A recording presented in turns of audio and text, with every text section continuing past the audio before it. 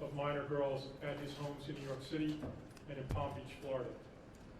The girls were recruited in a variety of ways, usually by employees of Epstein and sometimes by fellow victims. The victims typically received hundreds of dollars in cash. The estimated dozens of victims were as young as 14 years old at time of recruitment. Children who provided Epstein massages while they were nude or partially nude. Children who were asked to engage in direct and indirect sex acts for money. Children who were enticed to do all these things at the hands of a man more than or nearly 3 times their age. Those who have been victimized by child sexual predators are frequently haunted by memories of these crimes well into their adulthood, often for the rest of their lives. They bear the burden of someone else's criminal behavior. Too often, adults in our society have turned a blind eye to this type of criminal behavior alleged here. We have seen the excuses.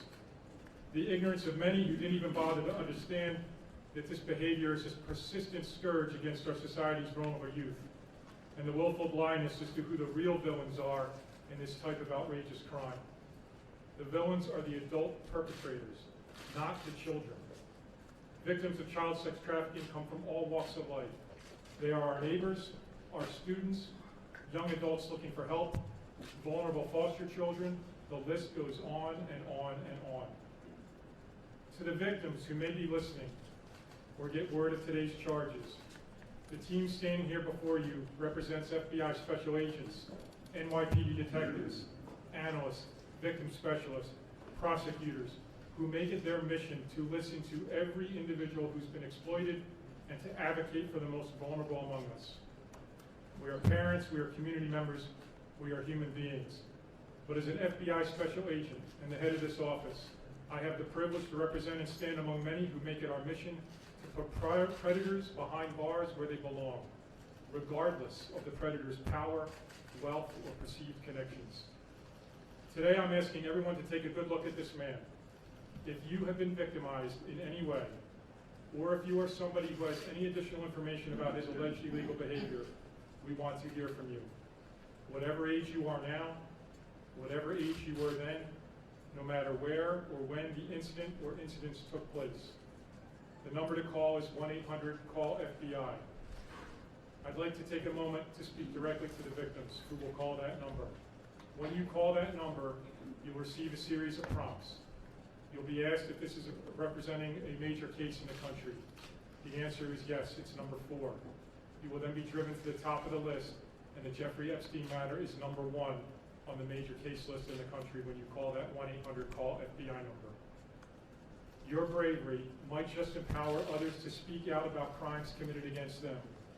It's important to remember there never was, nor will there be, an excuse for this kind of behavior. We know that reliving these events can be brutal.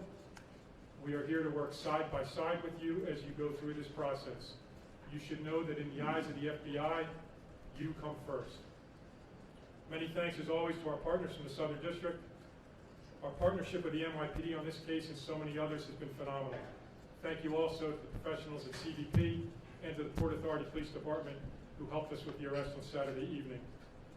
Last but not least, I want to extend my thanks to the NYPD Child Exploitation and Human Trafficking Task Force.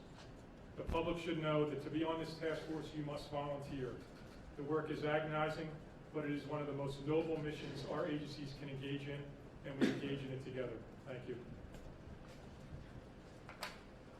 Okay, we're going to take some questions, but first let me preface it by saying that there's been a lot of speculation in the media about individuals affiliated or associated with defendant Jeffrey Epstein.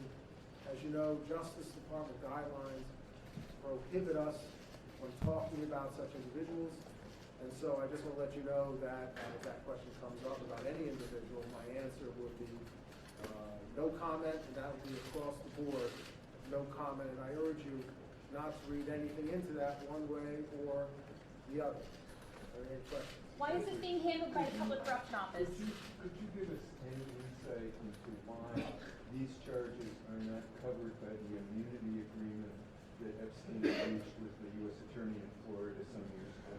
Yes, Jeffrey Epstein entered into a non-prosecution agreement with the Southern District of Florida. That agreement only binds by its terms, only binds the Southern District of Florida. The Southern District of New York is not bound by that agreement and is not a signatory to that agreement. Mr. Berman?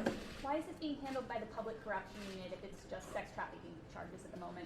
Well, I'm not getting into the staffing decisions at the U.S. Attorney's Office. I will say that I have confidence that the Public Corruption Unit can ably handle this investigation prosecution as it has so many other matters. I will again urge you not to read into the unit assignment anything one way or another.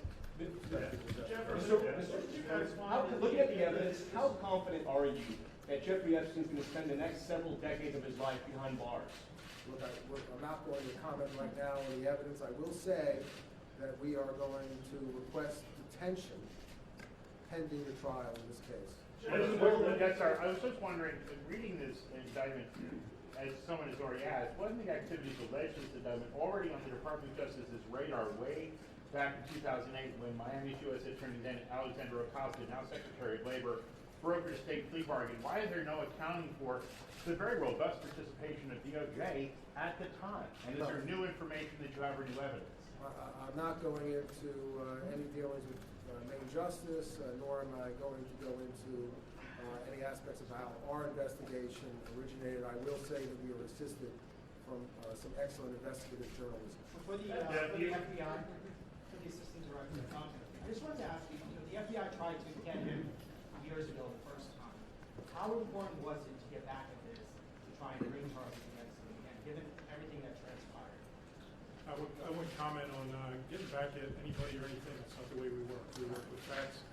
When the facts present themselves, as Mr. Berman hinted at, through investigative journalist work, we move on. Mr. Sweeney, you use the expression willful blindness. Is any of that directed at the government or investigators who handled this the first time around? No, I'm talking about society in the whole. We've seen sex trafficking cases all over the place. It's a very busy task force, and my opinion is often in society we ignore it. We ignore the vulnerable victims. Where was he finding On Saturday night, you guys executed a search warrant in Mr. Epstein's evidence. There were cameras that show your agents there. What did you find at that? Yes, contemporaneous with the arrest of Epstein at Teterboro Airport, agents executed a search warrant on his mansion in New York City and recovered and seized, and that was a search pursuant to a valid warrant. Agents seized evidence, including nude photographs of what appeared to be underage girls. What was exactly the Yes. Witness to see if he could provide you any information. I'm sorry, what was Would you it? like to speak to Prince Andrew for his royal family to see if he could provide you any information? Yeah, he was a long-standing friend of Mr. No comment. What role, the decision to arrest him on Saturday, is there a reason for that? Was something concerning that needed to move in on Saturday? He flew into the jurisdiction, and so we arrested him. Is there any overlap between the victims stated in the non-prosecution agreement or in the investigative journalism? I have no comment with respect to the alleged victims. Given his multiple homes, multiple aircraft, what kind of flight risk does he represent? We think he's a significant flight risk, and that is why we are seeking detention pending trial. He has enormous wealth. The charges are very serious, and they carry with them a maximum sentence of 45 years in jail, which to someone of Epstein's age is basically a life sentence. So we think he has every incentive to try and flee the jurisdiction. And when you have 2 planes and you live much of the year abroad, we think that's a very real risk. Where was he Jeffrey finding? Epstein a billionaire? No comment. All the victims are underage. You refer to some of them as particularly vulnerable. Why is that the case? Can you elaborate?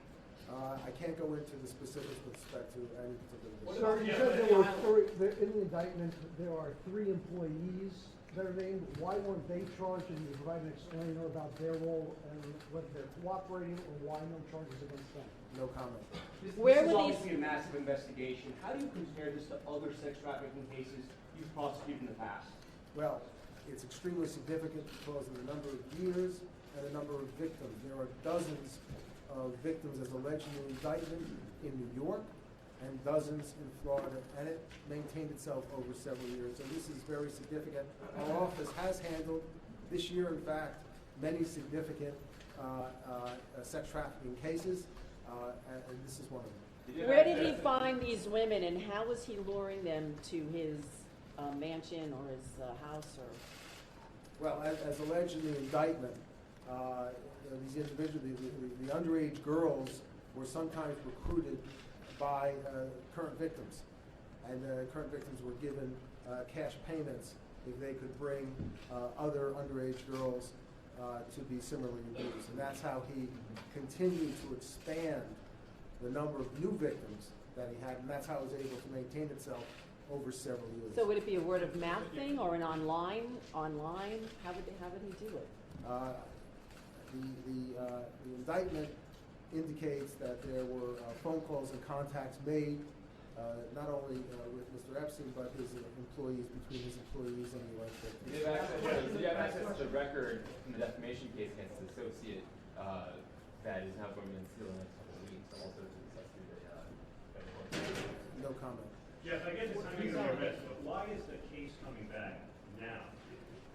If the charges all happened between 2002 and 2005? Well, it's still a very important case, and it means a great deal to the alleged victims here that they have their day in court, and we want to ensure that they have their day in court by bringing these charges. You mentioned that there was reporting that, was it the Miami Herald article that might have helped bring forward new victims that you weren't previously aware of?